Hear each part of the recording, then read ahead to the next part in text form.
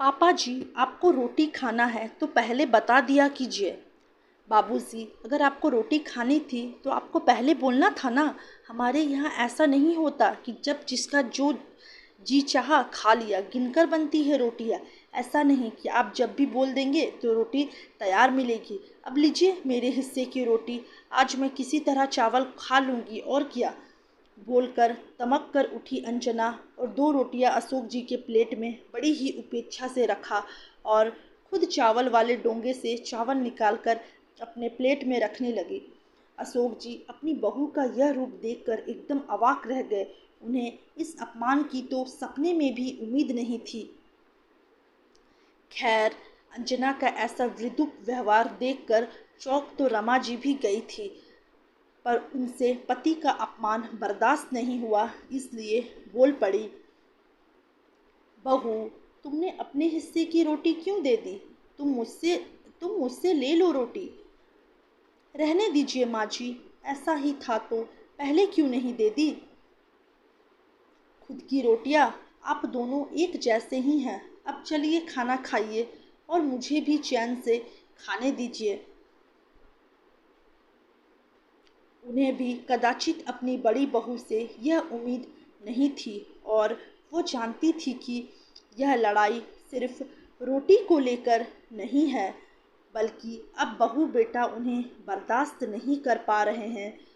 फिर भी मुन्ना थोड़ा सा तो लिहाज करता ही था, इसलिए दोनों ने इस आशा के साथ अपने बेटे राजीव मुन्ना की तरफ देखा, जिसे वो प्यार से मुन्ना कहकर बुलाते थे कि वह शायद अपनी पत्नी की बात पर विरोध करते हुए कहेगा, भला ऐसे कैसे तुम अम्मा और बाबूजी से बात कर रही हो।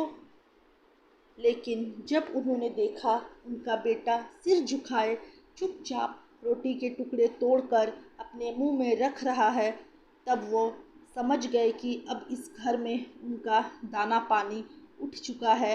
अब सम्मान की रोटियां यहाँ हरगिज नसीब नहीं होगी। चुपचाप दोनों अपमान के घूंट के साथ किसी तरह रोटी के टुकड़े निगल गए। अशोक जी ने तो सब्जी भी नहीं ली, बस किसी तरह रोटी दाल में भिगोकर निगल गए। अगर जरा सा भी खाना छोड़ देते तो फिर सुनने को मिलता कि खाना बर्बाद कर रहे हैं।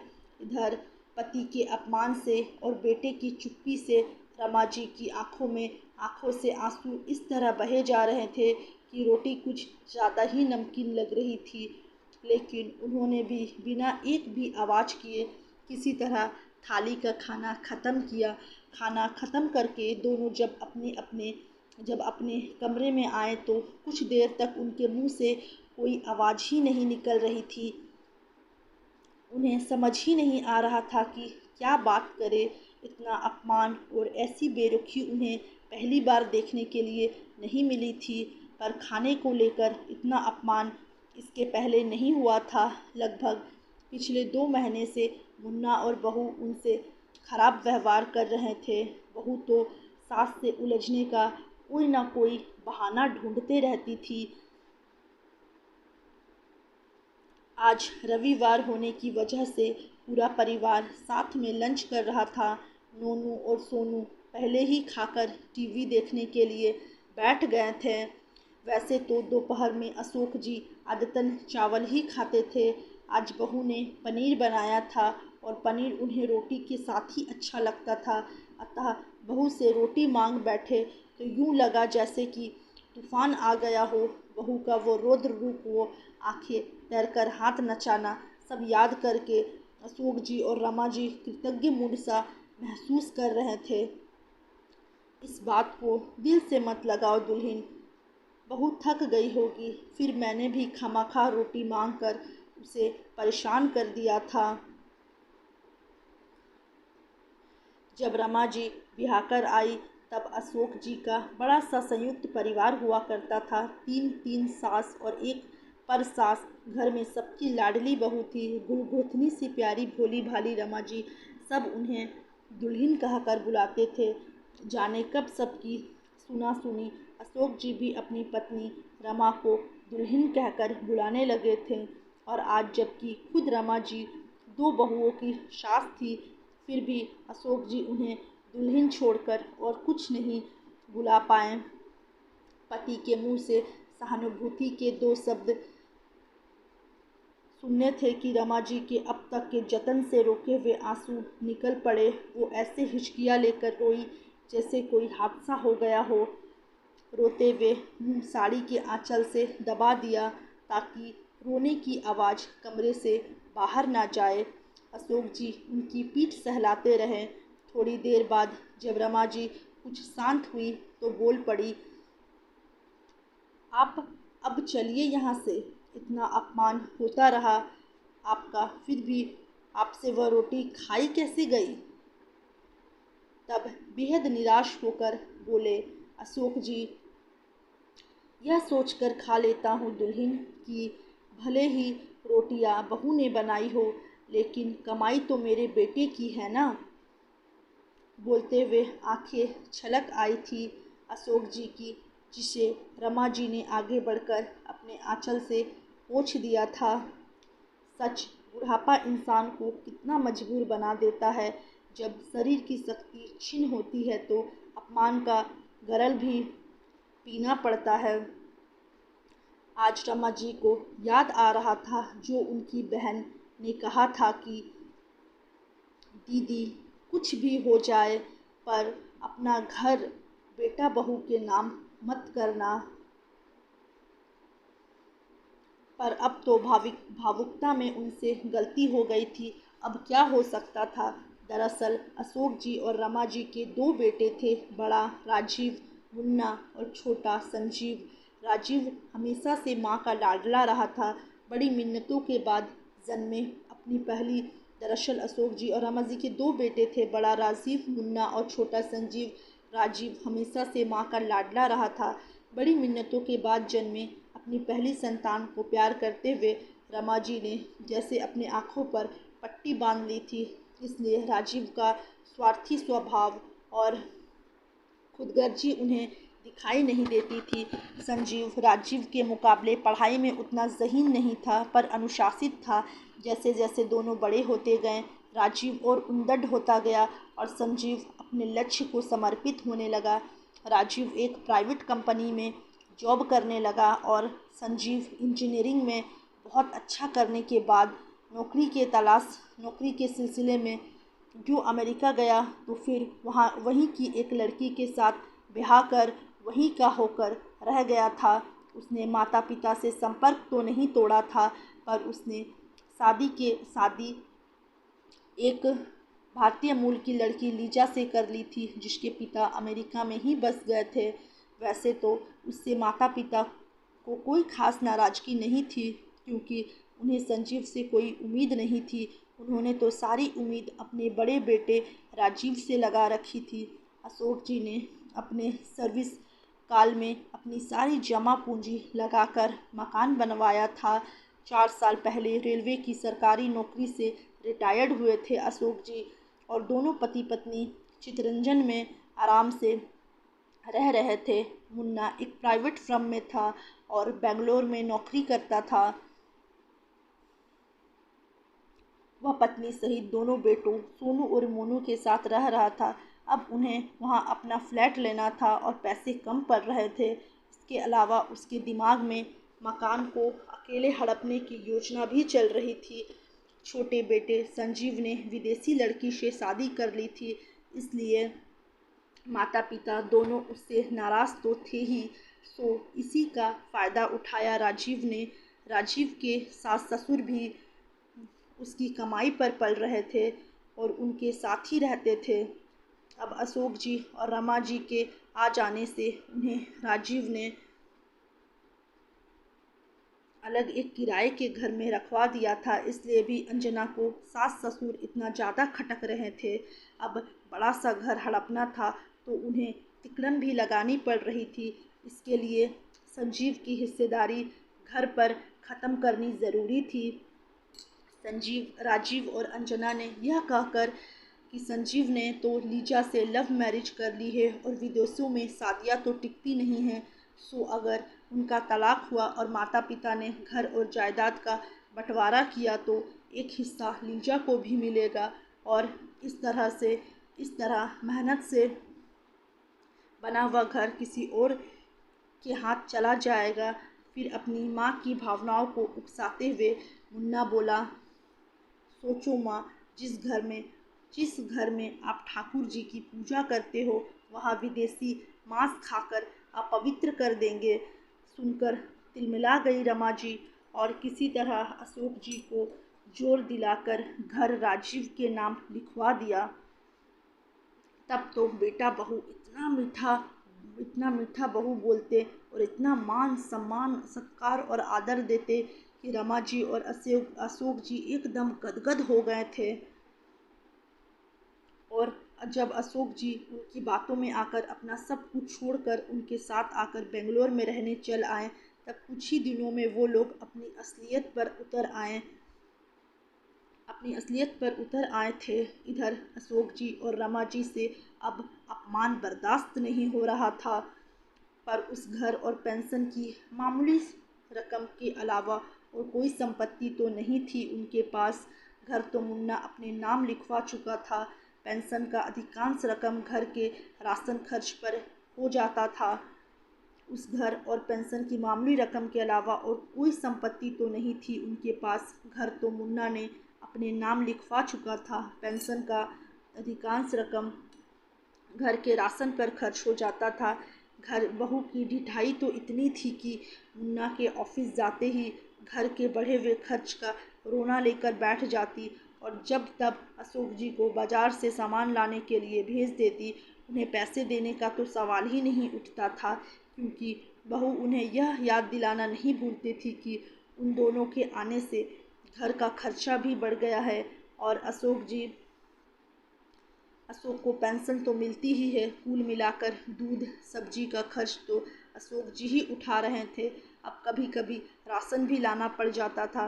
दोनों पति पत्नी सज्जन थे और उनके पैसे बेटा बहू और बच्चों पर खर्च हो रहा था, इसलिए कुछ बोल नहीं पा रहे थे। पर ऐसे में पेंशन की सारी रकम कमोवेश राशन पर ही खर्च हो रही थी। इतना गनीमत था कि सरकारी नौकरी से रिटायर्ड हुए थे, इसलिए मेडिकल फैसिलिटी मिली हुई थी, वरना इस महंगाई में हारी बीमारी में दवा दारू का खर्च चलाना मुश्किल हो जाता। आज अशोक जी को अफसोस हो रहा था कि उन्होंने अपने बेटा मुन्ना की बात मानकर अपना मकान क्यों उसके नाम कर दिया। इन दिनों अशोक जी अक्सर सोचा करते कि कम से कम घर अपना होता तो सिर पर एक इज्जत की छत तो होती। इतना अपमान और तिरस्कार सहकर वह कभी भी किसी और के घर में नहीं रहते। अब जो व्यवहार मुन्ना और बहू उनके साथ कर रहे थे, तो इस घर और घर के लोगों को अपना तो नहीं ही कहा जा सकता था। आहा, कितना सुंदर हवादार घर था वो। बड़ा सा अहाता उस घर की खूबसूरती को और बढ़ा देता था। बचपन में दोनों बच्चे टायर लगाकर बड़े पैर से टांग दिया करते थे और झूल कर बहुत खुश होते थे। समय के साथ लोग फ्लैट में रहने लगे थे, पर अशोक जी को वो हवादार घर बहुत प्रिय था, जो अब मुन्ना अपने नाम कराकर जल्दी से किसी थर्ड पार्टी को बेच भी दिया था। कदाचित उसके मन में यह बात आई होगी कि अगर घर किसी को बेचा नहीं होता तो कल को संजीव उस पर अपना हक जमा सकता है। तब तो इतना प्यार दिखा रहे थे मुन्ना और बहू की अशोक जी को लगा कि वह कितने किस्मत वाले हैं जो उन्हें इतने अच्छे बेटा और बहू मिले हैं। लेकिन घर उनके नाम करते ही लगभग 2-3 महीने के अंदर ही दोनों के साथ खराब व्यवहार करना शुरू हो गया था। सच कहते हैं लोग कि सबसे पहले इंसान अपना रंग बदलता है। गिरगिट तो यूं ही बदनाम है। आज जीवन संध्या में दोनों अपने सूने मन के आंगन को लेकर सोच रहे थे कि अब इसमें उजाला कौन करेगा। पर वो कहते हैं ना कि हर परेशानी का हल होता है। एक दिन छोटे बेटे संजीव का फ़ोन आया तो दोनों संजोग से पार्क में थे। वो भी बहू की प्राइवेसी देने के लिए दोनों निकल आए थे, क्योंकि उनके रहने से बहू का मुंह हमेशा सूजा हुआ रहता था। तो मुन्ना ने खुद कहा था, अम्मा बाबूजी आप लोग हमेशा घर में मत पड़े रहिए, बल्कि कभी कभी पार्क वार्क में घूम आया कीजिए, इससे थोड़ा अंजना को सुकून मिल जाएगा। वैसे भी दोनों जब घर में होते थे तो बेटा बहू दोनों की कड़ी नज़र रहती थी कि वह किससे बात कर रहे हैं, क्या बात कर रहे हैं। इसलिए जब घर में किसी का फ़ोन आता था तो वो नहीं लेते थे। आज दोनों पार्क में निकल आए तो खुली हवा में थोड़ी देर को अपना अपमान भूल बैठे थे। आखिर सरल हृदय जो थे। आज संयोग अच्छा था जो संजीव का फ़ोन आया और अशोक जी ने सामान्य बातचीत के बाद फ़ोन रमा जी को पकड़ा दिया था। रमा जी ने रोते बिलखते हुए राजीव की सारी कारस्तानी संजीव को बता दी। संजीव सुनकर स्तब्ध रह गया और जल्दी आने का आश्वासन देते हुए बोला, एक खुशखबरी है कि लीजा माँ बनने वाली है। सुनकर दोनों बहुत खुश हुए। संजीव जब आया तो माँ पिताजी की दयनीय हालत देखकर उसे उसे सारी परिस्थिति समझने में देर नहीं लगी। संजीव जान गया था कि यह सब भैया भाभी ने बाबूजी का मकान हड़पने और संजीव का हक मारने के लिए किया है। क्योंकि भैया भाभी का व्यवहार उसके प्रति भी ठीक नहीं था, इसलिए वह उनके घर में भी नहीं ठहरा और होटल में ही रुका था। अब आगे की लड़ाई आसान तो बिल्कुल भी नहीं थी। छोटा बेटा माता पिता की तकलीफ देख नहीं पा रहा था। यहाँ तक कि भैया भाभी के घर अपने पिताजी से ढंग से बात तक करने को तरस गया था। माँ अपनी डबडबाई आंखों और कांपते होठों से बहुत कुछ कहना चाहती, पर भाभी हमेशा अपना कान उधर ही लगाए रखती कि कहीं संजीव माँ पिताजी के कान तो नहीं भर रहा है। इसके अलावा संजीव ने जब यह चाहा कि जिस होटल में वह रुका है माँ पापा को वहाँ ले जाएं, उन्हें बाजार घुमा लाएं, कुछ शॉपिंग करा दे, तो इसकी अनुमति भी भैया भाभी ने यह कहकर नहीं दिया कि अब इनकी उम्र हो गई है, बाहर का कुछ खाएंगे पिएंगे तो तबीयत खराब हो जाएगी। हालांकि संजीव और माँ बाबूजी तीनों यह समझ रहे थे कि इस बात में कोई दम नहीं है। बस राजीव और अंजना चाहते थे कि माँ और पिताजी किसी से बात ना करें। अब संजीव बाहर रहकर रिश्तों की अहमियत अच्छी तरह से समझ चुका था, तो उसे अपने माता पिता के चेहरे पर मुस्कुराहट खिला हुआ देखने का एक ही उपाय समझ में आ रहा था कि किसी तरह उनका वह घर खरीद कर दे दे। सो उसने अपनी जमा पूंजी की मोटी रकम दोबारा उस मकान को खरीदने में लगा। बचपन में संजीव यही देखता आया था कि माँ पिताजी अपना सारा प्यार राजीव पर ही लुटाते आए थे। माँ तो राजीव भैया के इतनी करीब थी कि वह कई बार संजीव के साथ पक्षपातपूर्ण भरा रवैया भी अपना लेती थी। राजीव से दबकर ही संजीव बड़ा हुआ था। कहते हैं कि पूत के पैर पालने में ही दिख जाते हैं, वैसे ही बचपन में कई बार राजीव के स्वार्थी स्वभाव का पता चल जाता था, जिसे रमा जी की ममता ढक देती थी। संजीव इसी भेदभाव को झेलकर बड़ा हुआ था। वही इस उम्र में जाकर जब राजीव की असलियत पता चली, तब उन्होंने संजीव पर भरोसा और उम्मीद करना शुरू किया। अब कहीं जाकर संजीव को अपने माता पिता का पूरा प्यार मिला और उसे जब राजीव भैया के कारनामे और स्वार्थ के बारे में पता चला तो उसका मन उनके लिए सहानुभूति से भर गया। अब कहीं जाकर संजीव को अपने माता पिता का पूरा प्यार मिला और उसे जब राजीव भैया के कारनामे और स्वार्थ के बारे में पता चला तो उसका मन उनके लिए सहानुभूति से भर गया। अपने देश से बाहर जाकर संजीव और भी संवेदनशील हो चुका था। यहाँ तक कि रिश्तों की क्या अहमियत है एवं माता पिता की जगह कोई नहीं ले सकता, यह सब बातें संजीव अब समझने लगा था। इसलिए अशोक जी और रमा जी के लिए उसका प्यार और बढ़ गया था। इसलिए उसके लिए अब अपने माता पिता की खुशी से बढ़कर और कुछ नहीं था। अब के संजीव दिवाली की छुट्टियों में कुछ दिन के लिए आया तो लीजा और बच्चे को साथ लेकर आया। पहले की तरह होटल में ही ठहरा। वो सबसे पहले उसने भैया भाभी से माँ पिताजी को कुछ दिन के लिए अपने पास ले जाने की अनुमति मांगने गया तो भाभी ने उसे खूब खरी खोटी सुनाते हुए कहा, हमें क्या पता आप इन्हें कहाँ लेकर जा रहे हो, ध्यान रखना इनका। वैसे ये दोनों इतने चालाक और कामचोर है कि कोई भी इन्हें अपने घर में नहीं रख सकता है। देखना कहीं आप भी इनके चक्कर में पड़कर बर्बाद ना हो जाएं। संजीव चाहता तो भाभी की बात का बहुत करारा जवाब दे सकता था, पर इस समय उसे अपने माता पिता की भलाई के अलावा और कुछ नहीं दिख रहा था।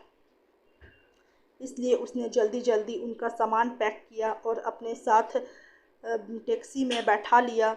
जब रमा जी और अशोक जी घर से बाहर निकल रहे थे, उस वक्त मुन्ना तो ऑफिस में नहीं आया था और बहू ने जानबूझकर रसोई में मसाला कूटने का काम ले लिया था, ताकि अंजना को बाहर आकर उन्हें विदा ना करना पड़े। अंजना अपने अपने आप में इतनी मगरूर थी कि वह चाहती थी कि माता पिता को देखने कोई रिश्तेदार भी ना जाए और वह उन्हें अपने पास रखकर ही सताए। अपने माता पिता के बारे में ऐसी बातें सुनकर संजीव का तो खून खौल गया।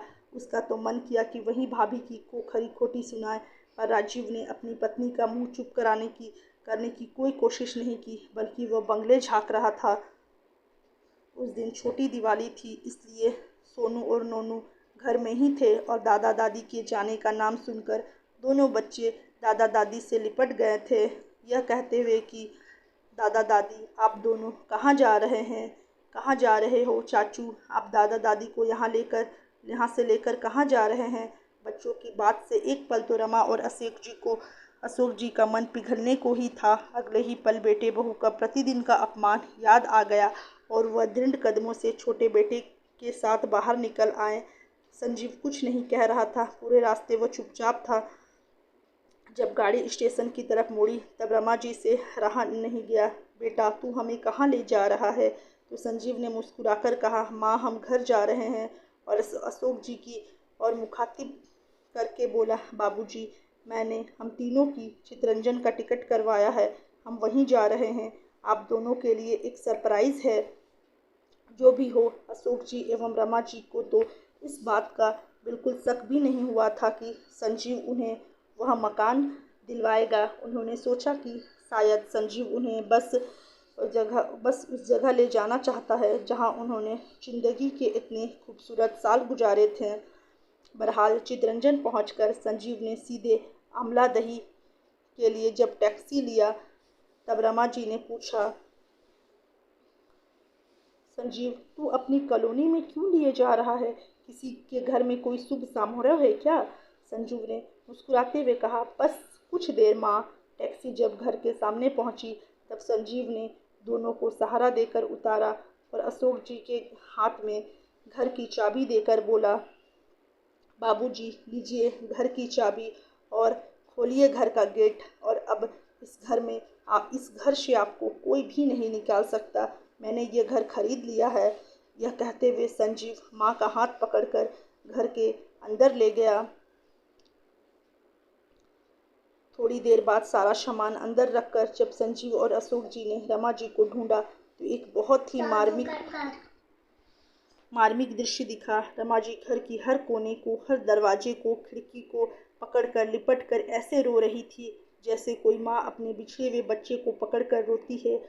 और थोड़ी देर में बच्चों की तरह खुश होकर बोली, अरे संजीव तूने तो मेरे ठाकुर जी को ही मेरे पास बुला लिया है और चाय का सामान भी है। वाह क्या बात है।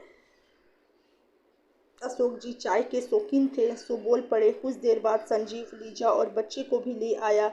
लीजा अपनी मामी के घर ठहरी थी, जो इंडिया में ही रहते थे। चितरंजन के समीप आसनसोल में लीजा के मामा का घर था। आज सब इकट्ठे हुए थे और अशोक जी एवं रमा जी अपनी छोटी बहू और पोतों से मिलकर गदगद हो गए थे। और आज घर में जो खाना बना वो बहुत स्वादिष्ट था, उसमें किसी का अपमान जो नहीं छुपा था। और आज रोटियां गिनकर नहीं बनी थी, क्योंकि इस घर में कभी भी रोटियां गिनकर नहीं बनती थी। एक बेटे ने आगे बढ़कर माँ पिताजी को स्वाभिमान की ज़िंदगी दी थी और आज रमा जी और अशोक जी सोच रहे थे कि एक बेटे ने बढ़कर अपने माँ पिताजी को स्वाभिमान की ज़िंदगी दी थी। और आज रमा जी और अशोक जी सोच रहे थे कि जैसे सारी उंगलियां बराबर नहीं होती, वैसे ही सारे बच्चों के संस्कार एक जैसे नहीं होते। जहाँ राजीव जैसा स्वार्थी और मतलबी बेटा है, वहीं संजीव जैसा बेटा भी उन्होंने ही जना है। आप मान सम्मान से बढ़कर और क्या हो सकता है भला। तो दोस्तों, अगर आप लोग को ये कहानी अच्छी लगी होगी तो वीडियो को लाइक ज़रूर करें। चैनल पर नए हो तो चैनल को सब्सक्राइब करना बिल्कुल भी ना भूलें। मिलते हैं नेक्स्ट कहानी पे, तब तक के लिए bye bye, take care, thanks for watching.